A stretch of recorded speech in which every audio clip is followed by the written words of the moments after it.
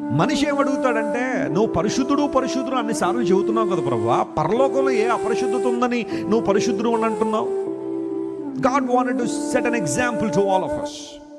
మనందరికీ కూడా పరిశుద్ధతలో మాదిరి ఉంచాలని యేసు ప్రభు మనలాంటి రక్త మాంసాలు ధరించుకుని, ఏ శోధనలు అయితే మనం ఎదుర్కొంటున్నామో, ఏ ప్రతికూలత వాతావరణాలు అయితే మనం ఎదుర్కొంటున్నామో, ఏ సంఘర్షణ అయితే మన జీవితంలో ఉందో, పాపంతో ఏ పోరాటాన్ని అయితే మనం చేస్తున్నామో, యేసుక్రీస్తు ప్రభు వారు ఈ లోకానికి దిగి రావడం ద్వారా అదే పోరాటాన్ని అనుభవించారు.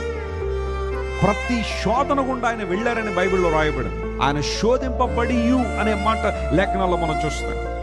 అయితే చిత్రమైన విషయం ఏంటో తెలుసా? ఆయన శోధింపబడి శోధనలో పడిపోలేదు. Praise the lord.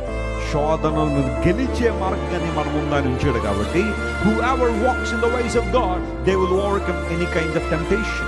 ఏ రకమైన శోధన జయించాలన్నా క్రీస్తు మార్గంలో మనం నడిచినప్పుడు సాధ్యమే